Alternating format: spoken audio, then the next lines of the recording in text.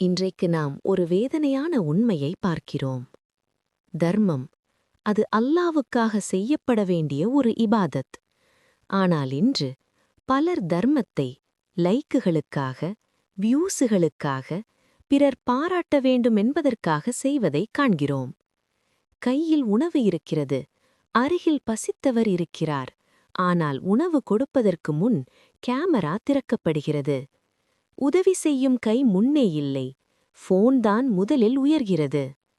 அல்லாஹ் குரானில் கூறுகிறான், ஈமான் கொண்டவர்களே, உங்கள் தர்மங்களை உபகாரம் செய்ததை நினைவூட்டியும் காயப்படுத்தியும் வீணாக்காதீர்கள்.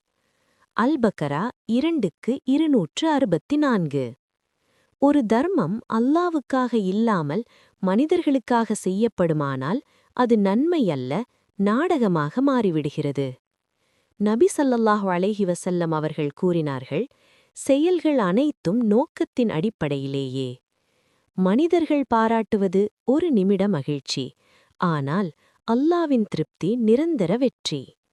ஆனால் இப்படி வீடியோ எடுத்து போடும்போது உதவி பெறும் அந்த மனிதரின் மனது எவ்வளவு வேதனைப்படுகிறதென்று நாம் சிந்திக்க மறந்துவிடுகிறோம். ஒரு தர்மம் ஒரு வயிற்றை நிரப்பலாம், ஆனால் அதே தர்மம் ஒரு இதயத்தை உடைக்கவும் செய்யலாம். அல்லாஹ் கூறுகிறான், தர்மத்தை மறைத்துக் கொடுத்தால் அது உங்களுக்கு மிகச் சிறந்தது. அல்-பக்கரா 2:271. பெருமைக்காக, புகழுக்காக, மனிதர்களின் பாராட்டுக்காக செய்யப்படும் தர்மம் ஒருபோதும் பலனளிக்காது.